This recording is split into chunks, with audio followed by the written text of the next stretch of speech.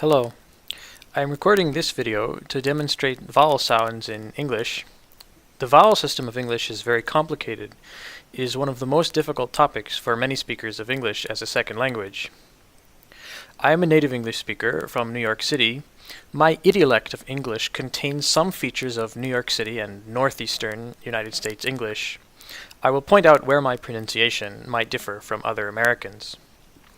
I will not generally point out the differences between my pronunciation and British or Irish or other Englishes spoken elsewhere in the world that are not from North America.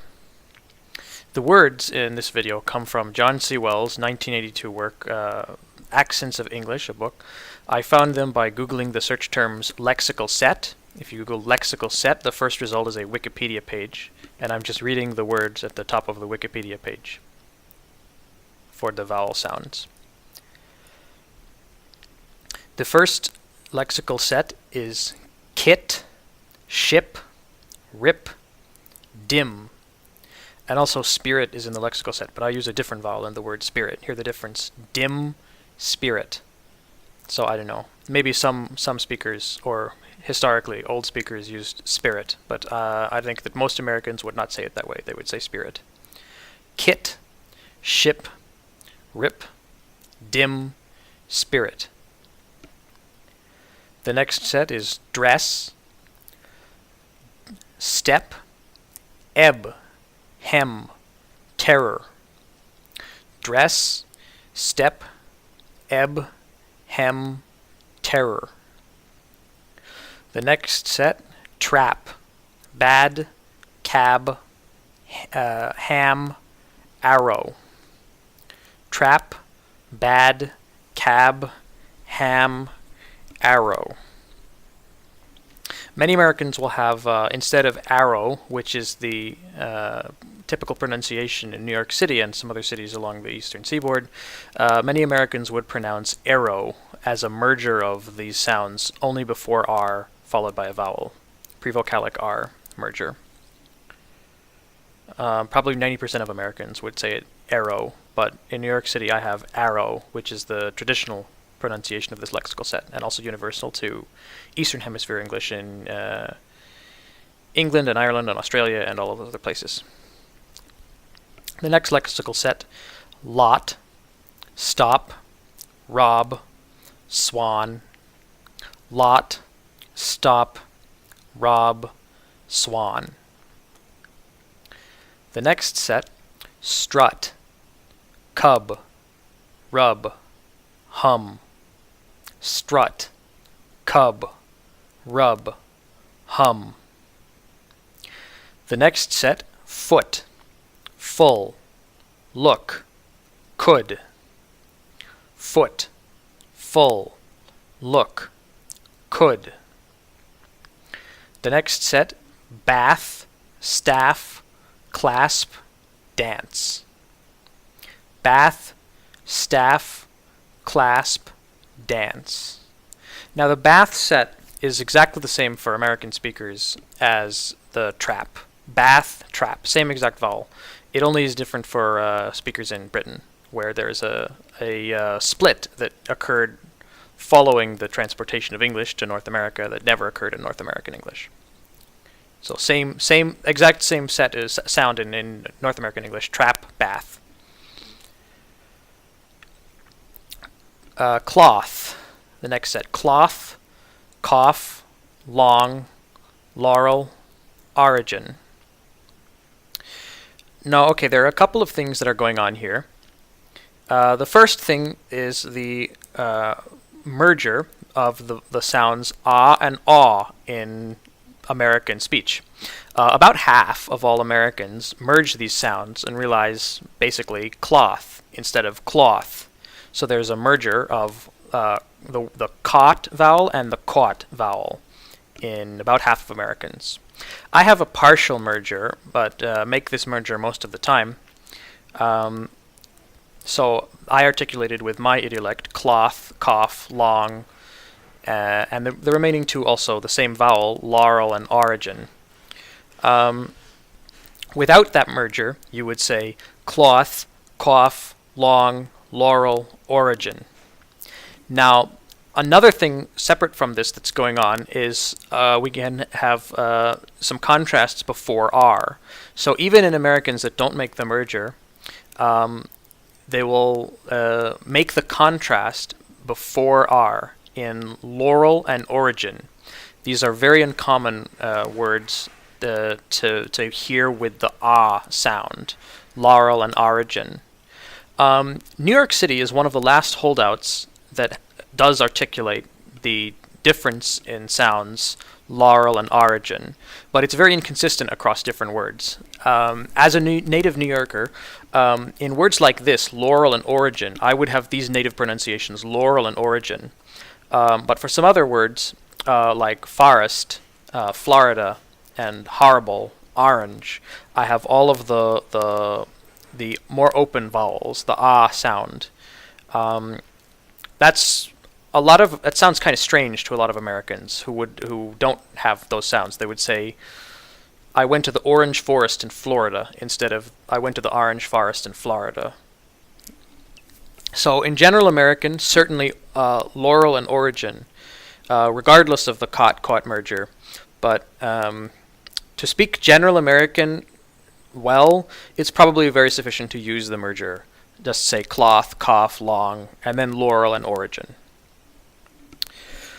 So the next lexical set. By the way, also I did another video on this channel describing the my idiolect's pronunciation of words with AR, like orange, forest, and horrible, which is quite particular to New York City English. I'll link this video in the description. The next lexical set, nurse, hurt, term, work. Nurse, hurt, term, work. The next lexical set, fleece, seed, key, seize. Fleece, seed, key, seize. The next set, face, weight, rain, stake. Face, weight, rain, stake. The next lexical set, palm, calm, bra, father. Palm, calm, bra, father. The next lexical set, thought, taught, hawk, broad. Again, this lexical set applies to the caught and caught merger. So if you have distinct caught and caught, you would say thought, taught, hawk, broad. With the merger, thought, taught, hawk, broad. Try and hear the difference.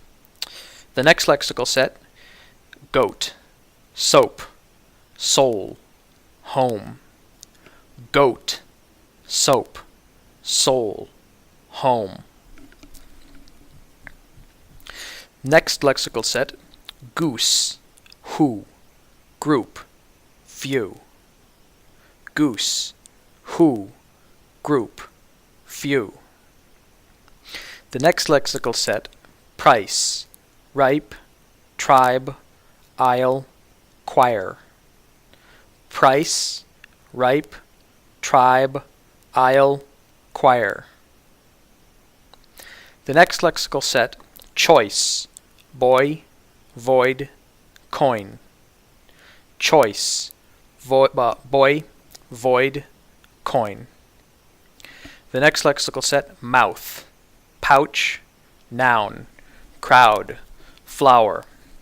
Mouth, pouch, noun, crowd, flower. The next lexical set, near, beer, peer, fierce, serious.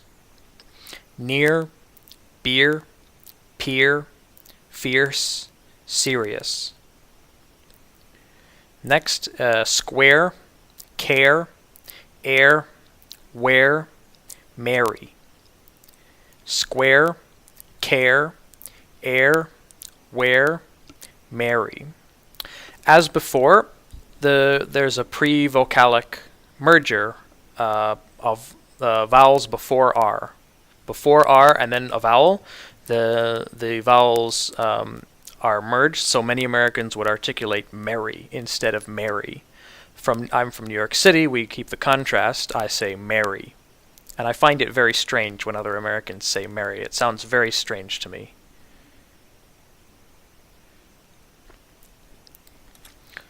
Next lexical set: start, far, sharp, farm, safari. Start, far, sharp, farm, safari. The next lexical set: north, war, storm, for, oral.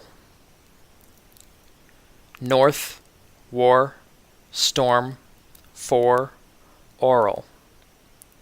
The next lexical set is force.